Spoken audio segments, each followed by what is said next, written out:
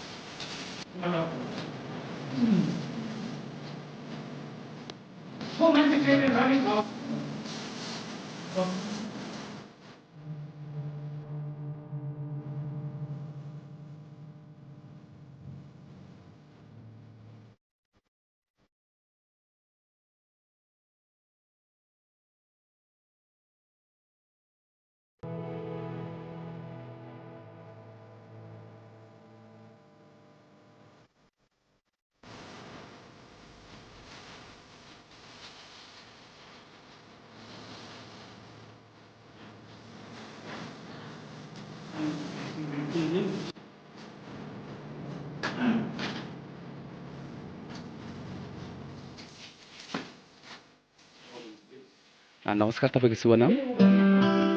सार्की समाज दार्जिलिङले यति सराहनीय कार्य गर्दै आइरहेको छ है, यसमा तपाईँले आफ्नो दुई शब्द के भन्न चाहनुहुन्छ? अब हामीलाई यस्तो लकडाउनको बेलामा है, अब हामीलाई तपाईँले अब साथी सहायता गर्नुभयो है, तपाईँहरूलाई अब हामीलाई यति भए सहायता गर्नुभएको छ, तपाईँलाई धेरै धेरै धन्यवाद है।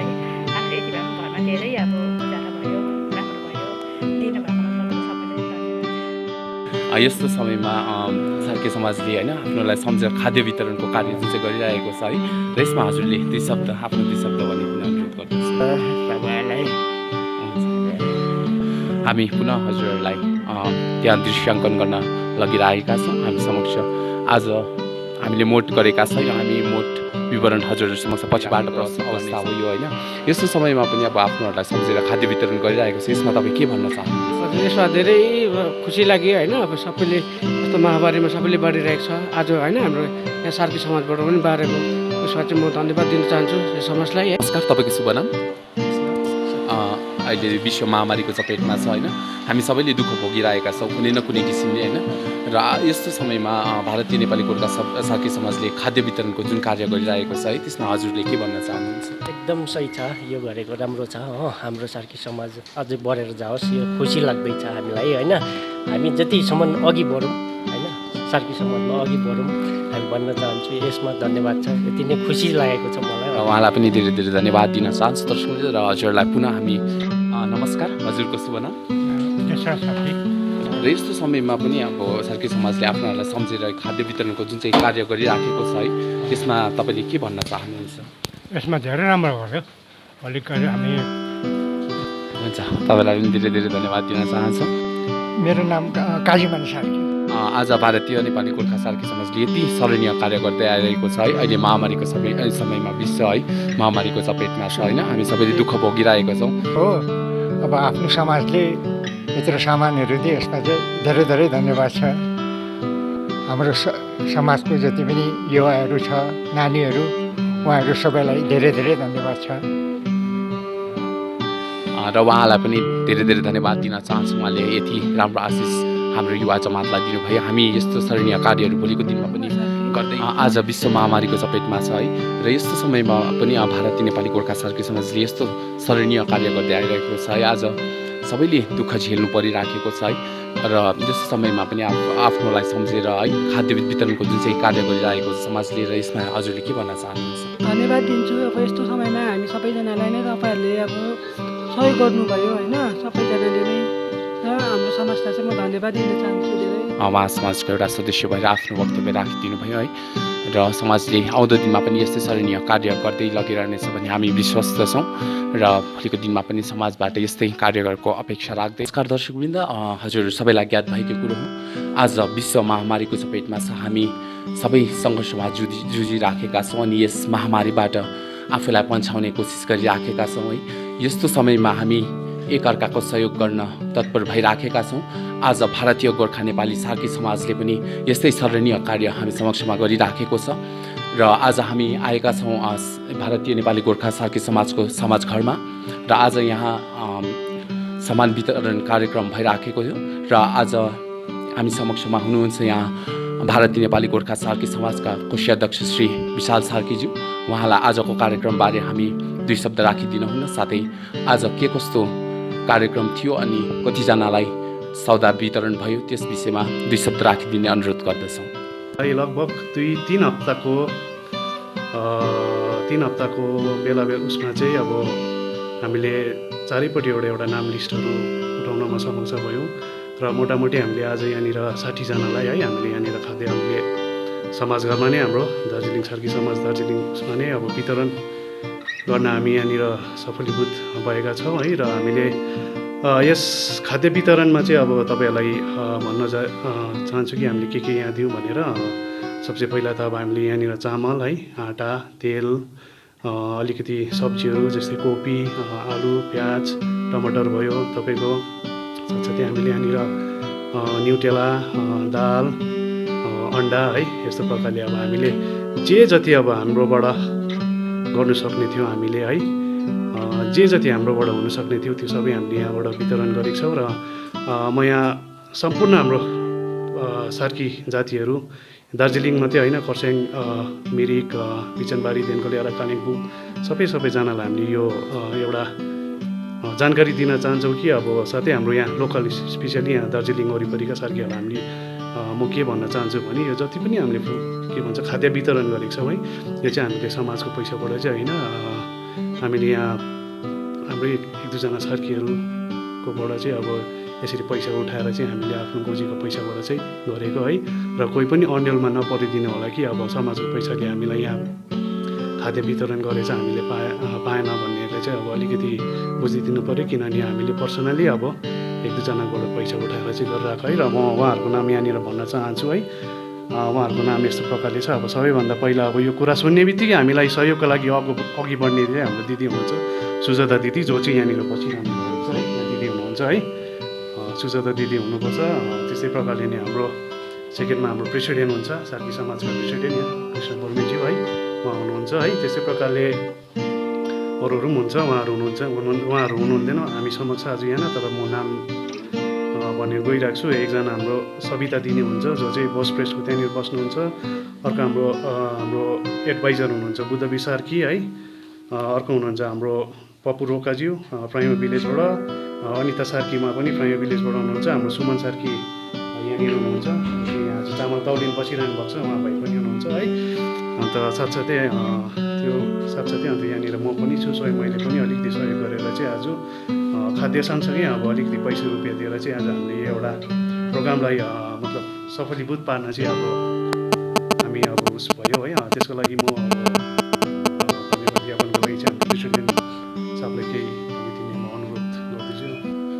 र दर्शकवृन्द, उहाँ हुनुहुन्थ्यो भारतीय नेपाली गोर्खा सार्की समाजको कोषाध्यक्ष श्री विशाल सार्कीज्यू। उहाँको मुखारविन्दबाट हामीले सुनिहाल्यौँ कि आज के कस्तो खादहरू हामीले समाजबाट यहाँ वितरण गऱ्यौँ है। र त्यस विषयमा नै दुई शब्द राखिदिनु हुन भारतीय नेपाली गोर्खा सार्की समाजका सभापति श्री कृष्ण वर्मे सार्कीज्यूलाई अनुरोध गरिराखेका। नमस्कार। र विशेष त केशरज्यूले भनिहाल्नुभयो कि आज सार्की समाजले धेरै महिना अगाडिदेखि नै हामीले जति पनि हाम्रो सार्की समाजका सहर वरिपरि बस्नुभएका जति पनि हाम्रोमा जो चाहिँ मजदुरी गरेर खाने, जो भारी बोकेर खाने है, जो चाहिँ अब आर्थिक अवस्थामा एकदमै कमजोर भएकोलाई चाहिँ आज हामीले एउटा आर्थिक मतलब सहयोग हेतु हामीले यो सौदापात जे जस्तो हुन्छ हामीले कोसिस गऱ्यौँ है, दिनु चाह्यौँ र हामीले दियौँ पनि। र धेरै मान्छे आए, कमसेकम 60-70 घर परिवारले आज यो सामग्री आज उहाँहरूले आज लगेर जानुभयो। र यसमा चाहिँ के छ भनेदेखिलाई आज जुन तरिकाको कोरोना भाइरसले सम्पूर्ण मानव सभ्यतालाई नै एकदमै कस्तो भन्दाखेरि पतनको बाटोतिर लगिरहेको छ है। र यसमा हामीलाई खाद्य सामग्री पनि एकदमै अब अहिले साह्रो परिरहेको छ, किनभने मान्छेलाई किनेर खाने जग्गा पनि मतलब दोकान पनि खुल्ला छैन, सामान पनि पाएको छैन है। र झन् अब गरिबदुखीको काम धन्दा पनि छैन। त्यसले गर्दा हामीले केही मात्रामा हामीले एउटा सहयोग पुर्याइरहेका छौँ है। र विशेष अब के छ भनेदेखिलाई जति पनि हामी सहर क्षेत्रको त हामीले दियौँ आज 60-70 घरलाई। र आउँदो दिन अझै बदामताम छ, धजिया नागरी छ, पोख्रेबुङ छ, ग्लेनबन छ, गेल टिस्टाभेली छ है। र यो सबै क्षेत्रमा पनि हामीले सल्लाह गरेर हामीले उहाँहरूलाई मेसेज दिएको छौँ शाखाका प्रतिनिधिहरूलाई कि उहाँहरूले पनि जति निडी गर्छन्, जसको चाहिँ आर्थिक अवस्था एकदमै कमजोर छ, उहाँहरूलाई केही मात्रामा सहयोग गर्ने भनेर हामीले उहाँहरूलाई सल्लाह सुझाव दिइसकेका छौँ। र यसरी नै हामीले खरसाङ र मिरिकलाई पनि हामीले यो हाम्रो समाजको प्रतिनिधिहरूलाई हामीले यो मेसेज दिएको छौँ है। र त्यसले गर्दाखेरि हामी हुन त समाजले हामीले कसैलाई हामीले मतलब उसलाई अब हप्ता दिन या 10 दिनसम्म हाम्रो त्यो क्षमता पनि छैन। तर पनि अब आज हामीले यो मेन 6-7 जना व्यक्तिहरूले आज उहाँहरूको पर्सनल सहयोग गरेर आज हामीले त्यो दिनु सक्षम भयौँ है। र यसको निम्ति सर्वप्रथम त म जति पनि उहाँहरूले सहयोग गर्नुभयो, आज जति पनि उहाँहरूले डोनेसन दिनुभयो है, र उहाँहरूलाई हामी आन्तरिक हृदयबाट धन्यवाद दिन्छौँ। हाम्रो प्रेसिडेन्ट सेक्रेटरी छन् जुन चाहिँ शाखाका, उहाँहरूले पनि सहयोग गर्नुभएको छ है। एडभाइजरले सहयोग गर्नुभएको छ, हाम्रो सेक्रेटरीहरूले सहयोग गर्नुभएको छ, हाम्रो नारी एकाइकोहरूले सहयोग गर्नुभएको छ। र उहाँहरूलाई पनि म धन्यवाद दिन चाहन्छौँ है। र आउँदो दिनमा हामी चाहन्छौँ कि अझै यस्तै परिस्थिति आएछ भनेदेखिलाई पनि अझै जो पनि निडी छ, जसको चाहिँ अवस्था एकदमै शोचनीय छ, उहाँहरूको निम्ति समाज जहिले नै अगाडि खडा भएको छ। र त्यसको निम्ति हामी सदैव उहाँहरूको निम्ति आर्थिक सहयोग गर्न हामी अगाडि बढ्नेछौँ भन्दछु।